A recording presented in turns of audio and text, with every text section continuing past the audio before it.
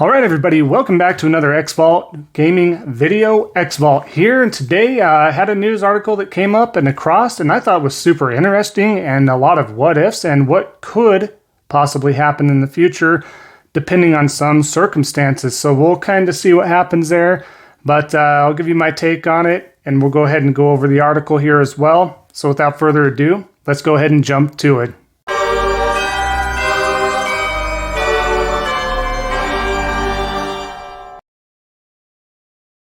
All right, so the article that I'm going to bring to you is actually from gamingbible.co.uk, and this is going over a title stating the fact that Xbox hasn't given up on bringing services to PlayStation and Switch.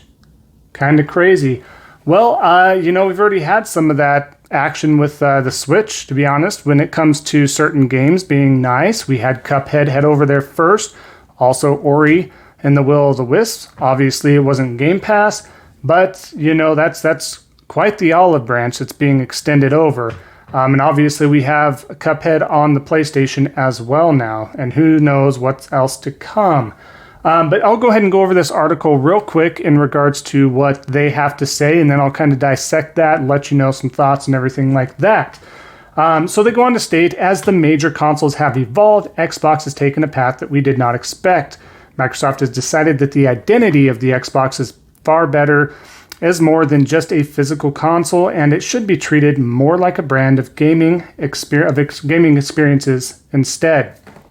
One of those experiences is Xbox Cloud Gaming, otherwise and fairly commonly known as its working title of xCloud, a streaming service that allows gamers to play their games on devices that aren't the Xbox, like their phone. It also seems that Microsoft is still hopeful that it could strike a deal with PlayStation and Nintendo to allow their console to use xCloud too. This has come to light via one of the largest legal cases gaming has seen in a long time, one we're still in the middle of, the Apple versus Epic, which is dredging up all sorts of internal information as evidence. And one eagle-eyed individual on Reset Era and reported by VGC has spotted a clear indication that Phil Spencer, Executive VP of Gaming at Microsoft, was hopeful of extending xCloud to other consoles not long ago. And where xCloud goes, Xbox Game Pass goes too.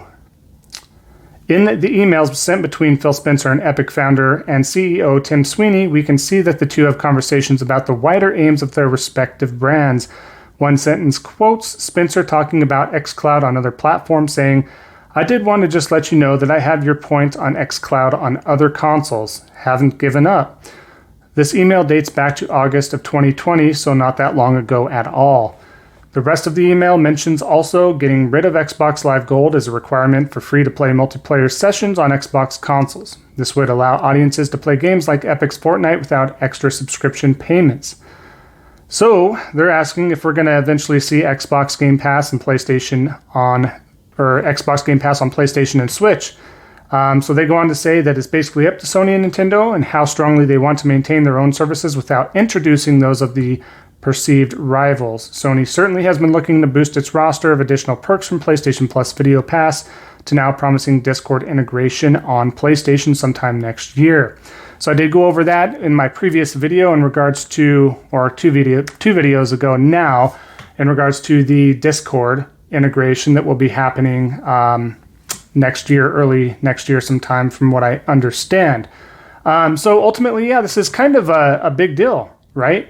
The fact that the email wasn't that long ago and there's a lot of information coming down the pipeline, and I know that's the bread and butter of Microsoft right now. They make money by selling games. They make money by selling games and having you play on their service, so to speak. So what makes them a lot of money? Selling games, software, and selling services such as Xbox Live Gold, and selling Game Pass as well.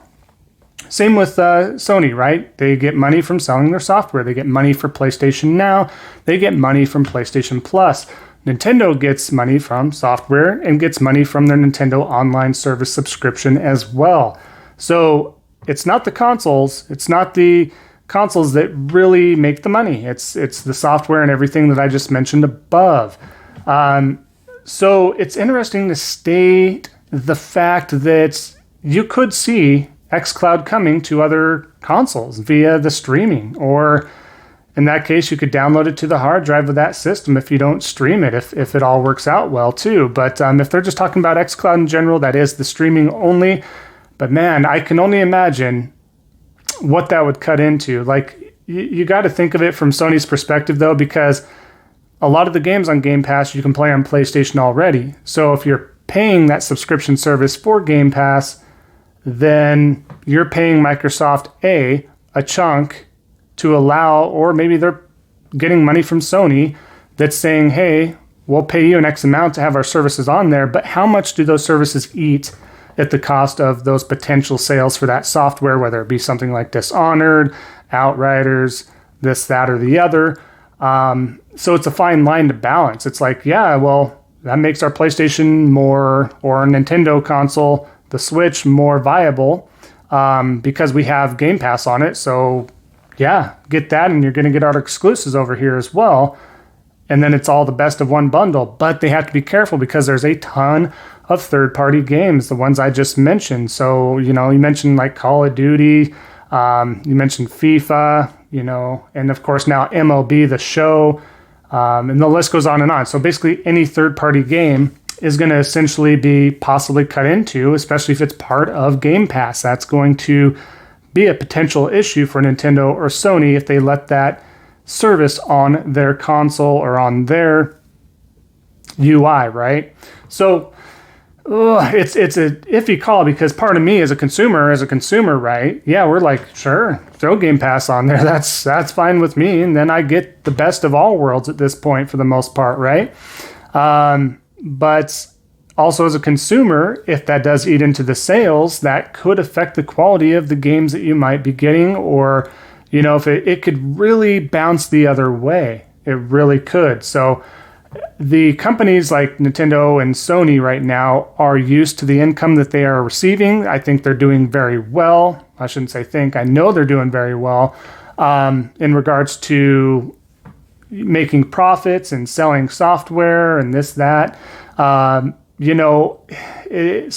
it's hard for them to kind of shake up that ecosystem. It's hard for them to shake that up and to perceive that in other ways. But, maybe they can strike a better deal. If they can strike a better deal that benefits Microsoft on a profit end for their services, and if Microsoft does pay an X amount or some sort of a clause that states, hey, if they do buy this third-party game via our services, you're entitled to X% of compensation. I can see something working out like that, but that can be really messy. And I wouldn't say really messy, but it'd be a lot of work for whoever's going to be in charge of those finances and who's divvying out those percentages and who's working that mathematical stuff. But that's the only way that I can think of right now, personally, that could work out, is that it's percentage based on those third-party games that are possibly played on the Game Pass, as opposed to buying it strictly for Sony or Nintendo's console. So that's the way I see it. But, I don't know if it would hurt any brand ultimately. I think it just comes down to the pocketbook in regards to what each company is raking in, and if it benefits them in the long run as well. If it does, and the funds are there, then I don't see that honestly being an issue.